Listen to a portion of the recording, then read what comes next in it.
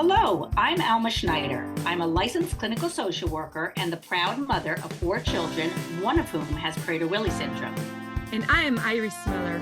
I'm a certified rehabilitation counselor and the proud mother of 2 children, one of whom has quadriplegic cerebral palsy and is nonverbal. In this podcast, we discuss the uncensored truth about raising children with disabilities. Prepare to laugh, cry, and hopefully learn something new. This is 2 Moms, No Fluff.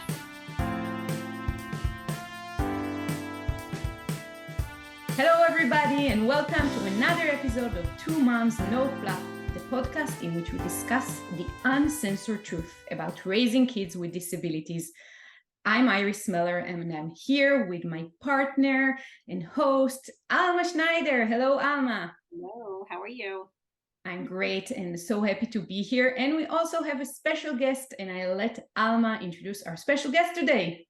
Great. Thank you for that lovely introduction, Iris. I am very excited about our guest today.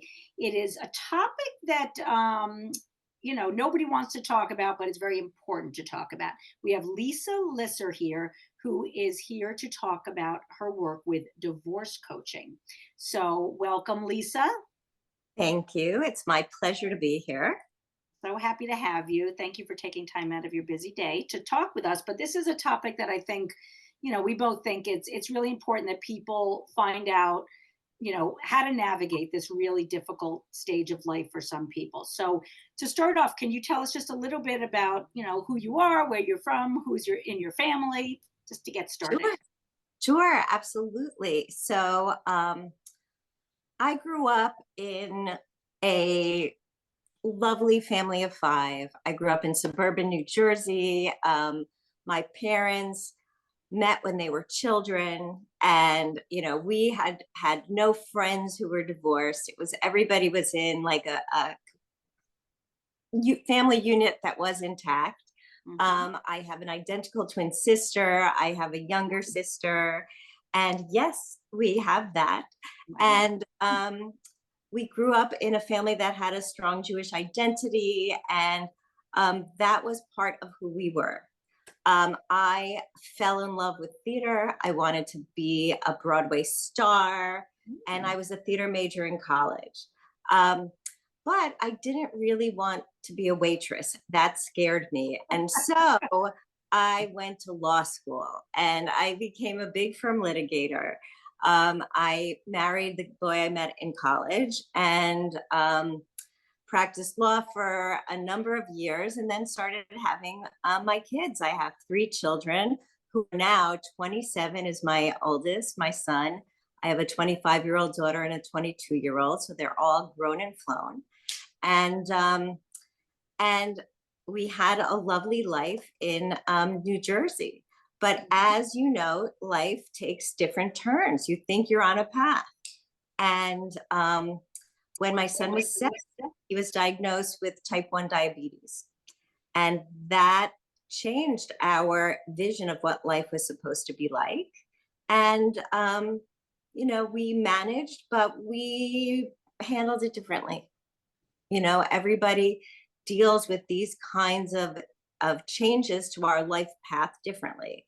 And it was one of a number of things in our life that didn't go according to plan. And ultimately, my husband and I became divorced after 24 years of marriage.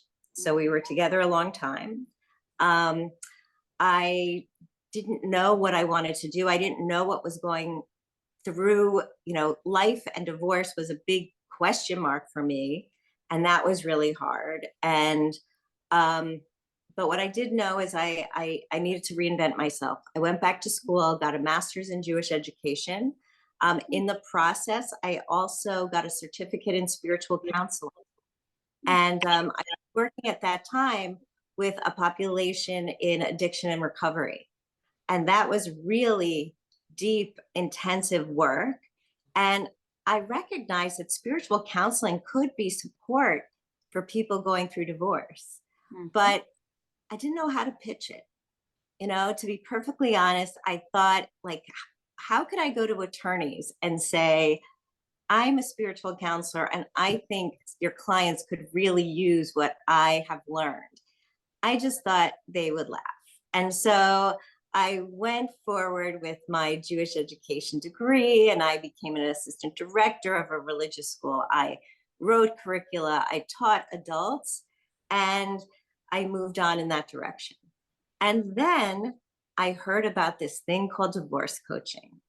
And that's where we get to where we are today. And I dropped everything, and I got certified as a divorce coach. And that's what I'm practicing right now. And it's deep, amazing work. Wow. Lisa, first of all, thank you for sharing this interesting life story and how you even got into divorce coaching in the first place. That's really interesting. I wanted to ask you if you can share with our audience, what does a divorce coach really do, and how does the process of coaching for people who are going through divorce looks like? Sure.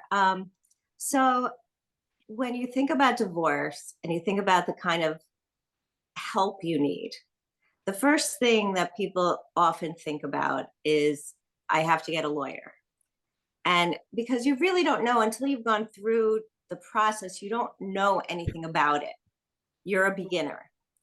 And when I went through it, I was terrified. I didn't know what the process entailed. And I really needed someone to hold my hand. Even though I had been an attorney, I wasn't a family law lawyer. I didn't know what I needed to protect myself. And I let lawyers make a lot of decisions for me. So what does a divorce coach do? A divorce coach helps people walk the path of divorce with a partner. So I help uncover the issues that are most important for the client. And they can be issues of communication. It could be every time I am in a room with my soon-to-be ex-spouse, I have an anxiety attack. I don't know how to be in the same space anymore. Mm-hmm. So we can work on exercises about what can you do to make that feel different. And we do role playing, and we do conflict pivot exercises, and we do mindset exercises. So that's sort of the touchy-feely part, but it really is powerful work, because when you can shift your mindset just a little bit, it means your communication will shift just a little bit. And the person you're communicating with often shifts just a little bit too. Like, they don't realize how different you can be, because they only know one version of you that has evolved after many years of stress. And they're only expecting the stressed out version of you, not a different version. And so if I can help my clients present differently, not just to their ex-spouse, but to their lawyers, then they're going to be a more credible client. If my client is having a problem with their spouse and they just want to, let out all of their emotions, and it's like, oh, it's like a fire hose of complaints and crying and tears, and this happened and that happened, it's way better for them to share those words and that experience with me, their divorce coach, than their attorney, for a number of reasons. One, it costs less. My time is less expensive than their lawyer's time. Two, their lawyer really is not trained to separate their emotions from the legal issues. And what I do is I help them separate the emotions of divorce from the business of divorce. So when I get these stories, I ask them for permission if I can interrupt, and then I reflect back. So what I'm hearing is, you are so frustrated, and it seems that the frustration is coming from, and then I try to identify the issue. and I ask them if I've gotten it right. And frankly, it doesn't matter if I did or if I didn't, because if I did get it right, they'll nod their head and they'll say, yes, that's exactly it. But if I didn't get it right, then I'll say, tell me where I got it wrong. And now they can articulate it better, which will help them when they have to articulate it for their attorney. Wow. So that's a bit of what I do. Yeah, and I'm sure that every client is different, and you have a different, process with each one. But that's really, the interesting, new part is it'll save you time and money with the lawyer, which is why a lot of people don't want to get divorced in the first place, because they don't want to deal with all that. So that's really interesting. As you know, we are, Two Moms No Fluff is about, how to raise your kids with disabilities. So putting on my, disability hat, have you found a difference between dealing with couples who are separating, who have a child with a disability, and those, or children with disabilities, from people who do not have a child with a disability? Do you see anything there that's different? What I have seen is there is more fear about separating. I'm thinking about one specific client who is really struggling. And right now, her daughter is 26 years old.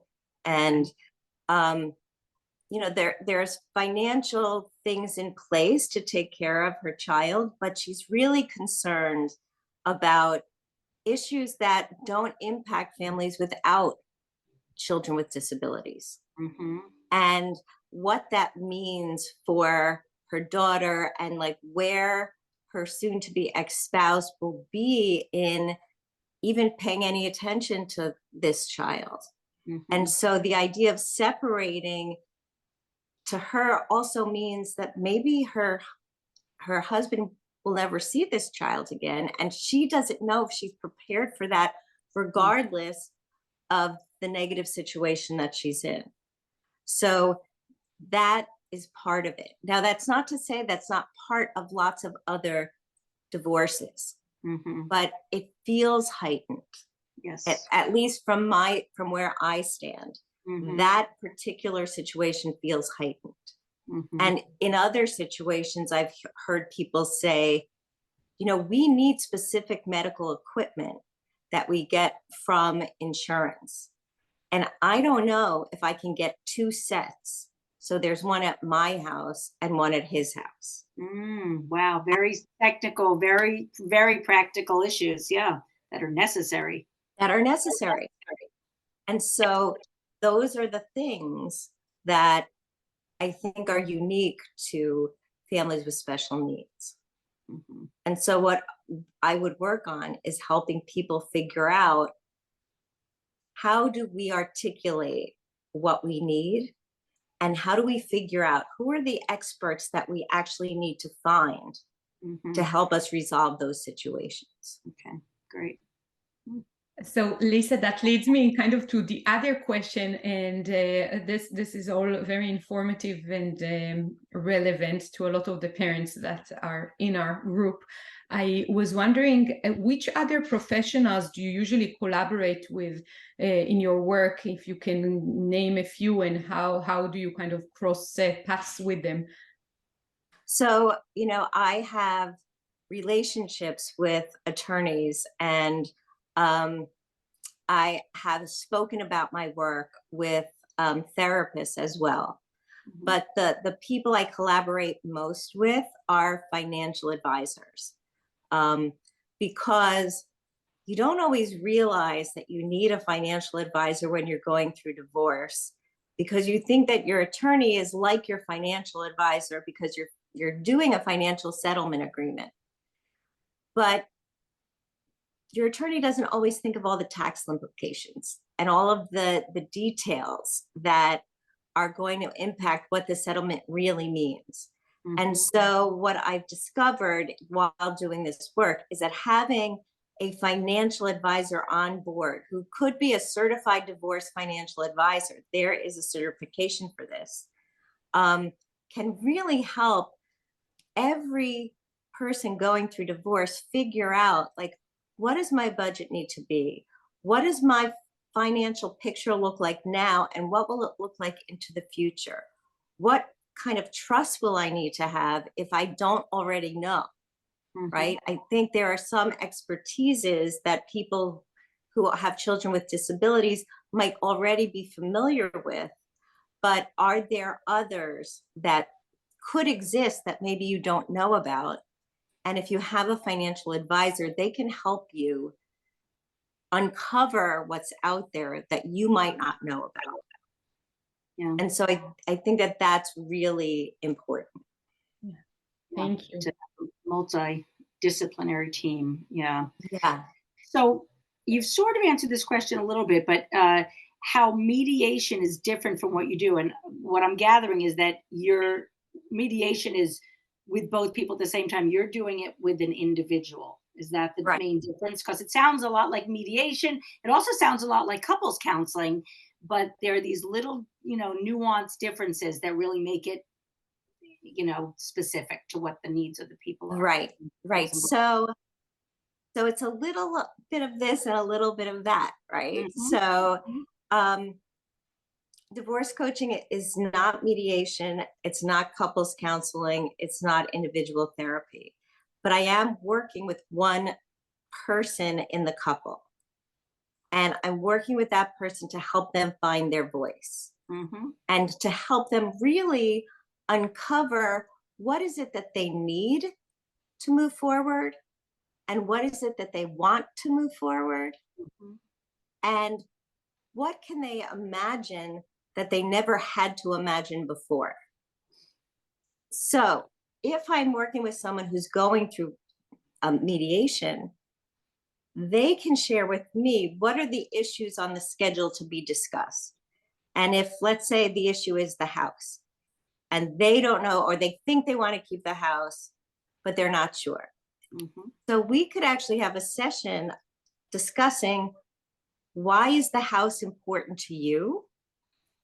And practically, what does it mean to keep the house, right? What does it mean to you?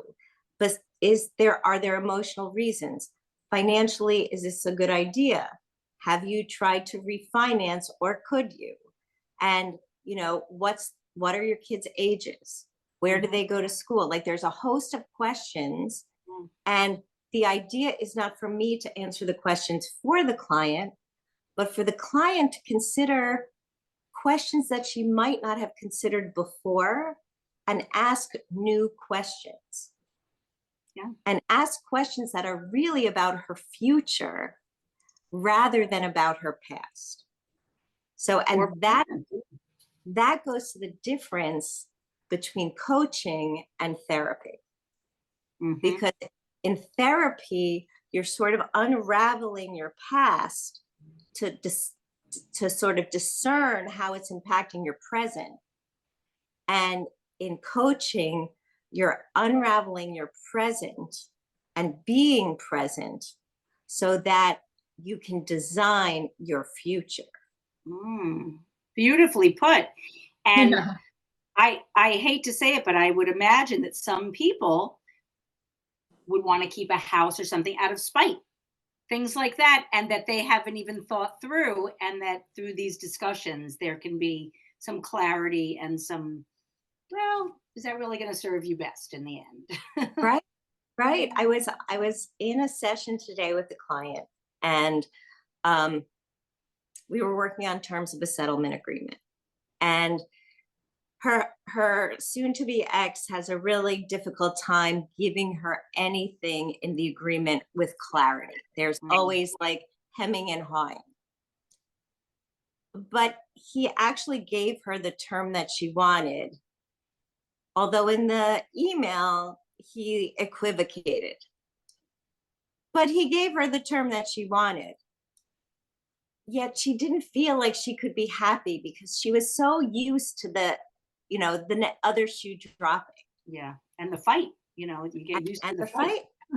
And so what we worked on was, how can you resolve your issue inside by answering his concern and getting what you want. And so we did a whole sort of analysis of other terms in the agreement where she could actually respond where she already has responded and appear as if she was giving something up that she already had agreed to, but he just forgot because he wasn't paying attention. So, you know, there are ways we can make things work for everybody. Yeah. And I imagine you work with men as well as women. Yeah, So, I do. yeah. I do. So I have a question. I had the pleasure of reading your article in our newsletter, and you spoke there a little bit about some situations in which, through the coaching process, the couple ended up staying together. And I wanted to ask you specifically of, in your opinion, when is it that, you know, the couple has gone through the point of no return and it's like unsalvageable? Like, what's your opinion about that? You know, there are times that you meet a couple or you meet a person, and when she or he tells you the story, you hear things in the story that you recognize are unsalvageable.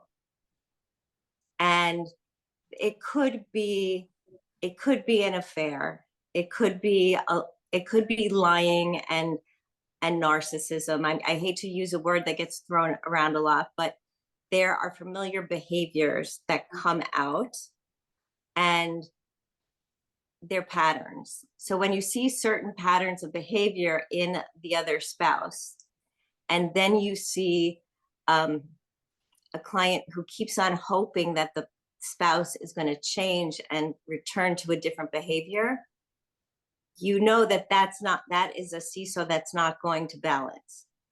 And so that's when my role becomes, let's look at your spouse and start believing what they're saying.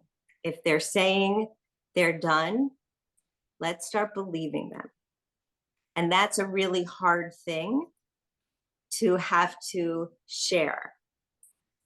There are other situations where they're having communication issues because they have 3 young kids and they never have time alone, and they always think this one thinks that one's doing more work, and that one thinks that this one's doing more work, and you know, finances are this. And like, maybe if they actually just took a break and stopped being in the blame game, they could find a way forward.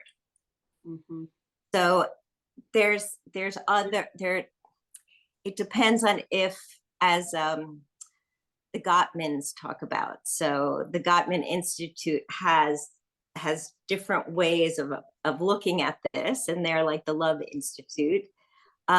When there is deep contempt between the two in the couple, that's something that is very hard to come back from. But there are other ways that people can communicate that you can return from. Okay. Yeah, that sort of answered the next question that we had for you, which is what are the common themes for why people do get divorced? So it sounds like, you know, bringing it back to a form of couples counseling, going through that, even with one individual, I could see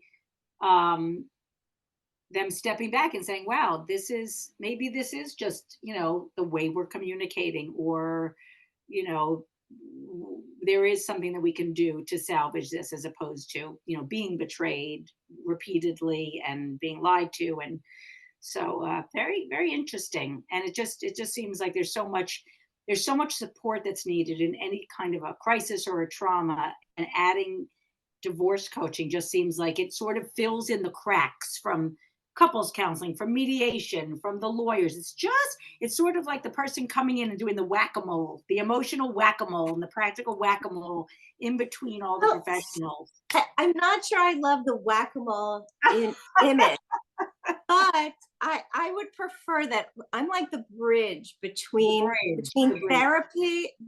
therapy and lawyering, right? Yes.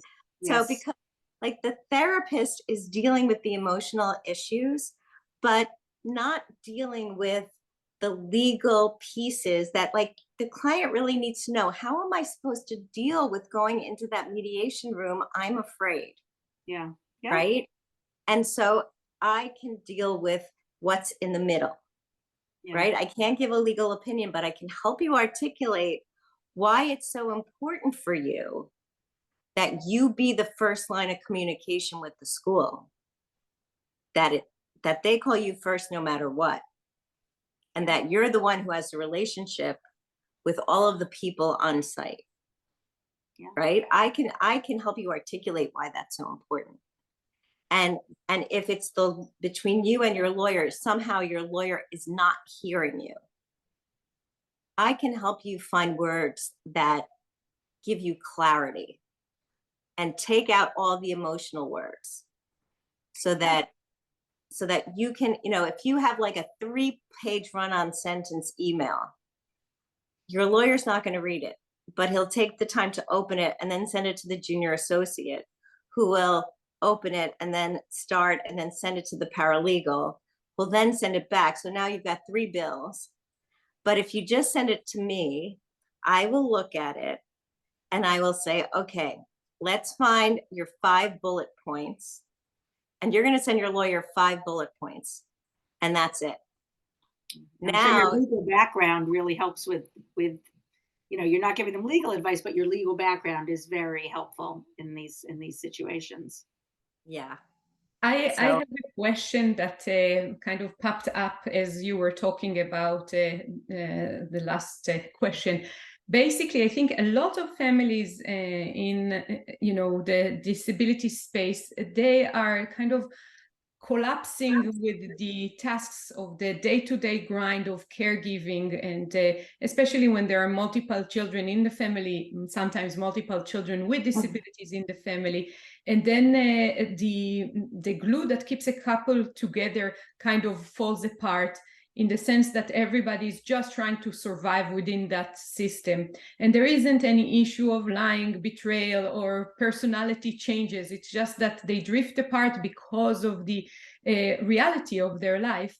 Do you have an advice for a couple like that, that they are kind of not in the same place they used to be in their relationship, but there isn't maybe a concrete reason to kind of close door and move on? Do you have any idea or yeah. suggestions? So, I don't just do divorce coaching, right? I do spiritual counseling, and I also have clients that I'm doing life transition coaching with. So what I do in those circumstances is I help people find different ways to communicate with each other. Because sometimes we get caught in cycles where every time our partner forgets to turn on the dishwasher when it's his job to put the dishes in the dishwasher, we get so angry, right? But there are ways to respond to that without a snarky comment, right? There are ways to talk to each other where we recognize what the good is. And I speak to these clients about filling up their cups. Like if we can fill up each other's cups with some positivity and remembering what brought us together in the first place, then there'll be gas in the tank, as it were, to keep us going when things are a little rougher. And so that's what I work on with some of these clients. What is the gas in the tank? There's a lot of spirituality that I can talk about if my clients are open to different kinds of learning. Mm-hmm. And it's really the work that I do in that is based on Bible and learning that is accessible to all, because it's very ancient work, and it's about how we are with each other and about what is connection about and how do we connect. And what you were talking about, Iris, is that when there's so many things that we have to take care of, that we forget how to connect with the people who are most important to us, we need to be reminded about that. Like, what is it about connection that is so important? And when I was writing my capstone curriculum for my master's, I focused. I wrote a curriculum for parents of kids who are dealing with addiction and mental health crises, and I called it "Talking to God," because we all need to reach out to something, some higher power. And I actually looked to Brene Brown for the definition of connection. And she says that connection is feeling seen, heard, and that you matter to someone else. And if I want to feel like I matter, I should make the person that I'm married to, who is supposed to be my partner in life, feel like they matter too. And those are the kinds of things that we can talk about. And, you know, when you talk about God and spirituality, like, if we feel like we don't matter, like all we are is like the person making sure that everything gets done because it has to get done, but we're just like the servant in the process, but we don't really matter, then we've lost sight of our own inner goodness, and we need to connect to something outside of ourselves. And that's where the spirituality and that's where the God work comes in. But I don't force God on anyone. I mean, God could be replaced with anything, you know, right, anything that's important to the person. Yeah, I mean, it's a higher power. It's, you know, it's the energy that's out there. What does the universe provide us? You know, that glorious sunset, you know, like something in this universe created that. And that's where I go with some of that. And ultimately, I just want people to hold their hearts safe. And if no one's holding your heart, then who's holding your spouse's heart? And so you're both struggling, and yeah, you might have different styles of how you deal with it, but you probably never think about that. Yeah, because there's no time. And that's, you know, that's really, you know, you sort of answered our final question, which is, what is the greatest tip, you know, that you can think of for a family that's got a child with a disability who is, you know, on the verge of divorce or separation. Yeah. And it's really making sure that you're doing that for each other, because it's so easy, you know, having a child or children with disabilities. Really, as Iris mentioned, it's, you know, for some people it is 24/7 nonstop, um, you know, fear, hypervigilance, you know, Yeah. just the day-to-day minutia is so overwhelming that, you know, we feel like there's no time to pay attention to this one, to this. Yeah. He can take care of himself, she can take care of herself. We're dealing with the important stuff. At a certain point, that's going to be affected. How it affects the couple. It's going to take a huge toll. And that's where sometimes the hypervigilance needs to get rolled back. Like, where can you find 3 minutes? And then where can you find another 3 minutes? So that you can put together 15 intentional minutes to be with your partner, even if it's hiding in the closet. It's been done. No doubt. The bathroom. Thank you for sharing. TMI. I wasn't meaning, I'm just talking about conversations. I don't know where your mind was, but I was talking about conversations. We have to do a lot of whispering in this house because there are very good hearing senses. So. Lisa, I want to really thank you for your time today and the information and advice. I can totally see how many different people can really benefit from your services and your work. And I appreciate you sharing some tips and some ideas and concepts with us today. Alma, do you have any final questions? No, I'm just very appreciative of your sharing your your work with us. I think it's really, really important. We've had Lisa presented our group. She has been in our newsletter, and we will be sharing this podcast far and wide because I think it's really, really important information to, after the, during, before, during, and after. And for those who are not in that pathway, because all I can take from this conversation today is that I'm running back to my husband's office now to give him a big hug and appreciate him for who he is and for sticking sticking around. Yes. Yeah. Yes. And patting yourself on the back for sticking around. Yeah, because you know what? You feel better when you give to other people, right? And so giving an unexpected hug, even just squeezing your husband's hand when he's not expecting it, can make a difference. It's going to feel like something. I just got like the chills from saying that. So, I think that all of that is really powerful. And I am not a person who's in favor of divorce. I'm in favor of marriage. But when it happens, I just want people to know they're not alone. And it's not the end. Yeah. It's not the end. It's really the beginning of something new. And that's okay. So what I would like to share, though, is that you can find me. I have a website. I'm at lzlcoaching.com. And you can email me, Lisa at lzlcoaching.com. Lisa, thank you very, very much. And I would also share that if you want to read Lisa's article on our newsletter, you can basically subscribe to the newsletter on our website, www.twomomsnofluff.com. And in addition, please share our podcast, give us a 5-star rating so other families and other parents can hear about it and benefit from this free content on so many different topics. It's been almost, by the time we air this one, 2 years of content that we released, and really important for new parents, especially that are going through a new diagnosis, to get someone to orient them to all of those topics that we discuss here. Lisa, thank you again so very much. Alma, thank you again so very much. Thank you. As always.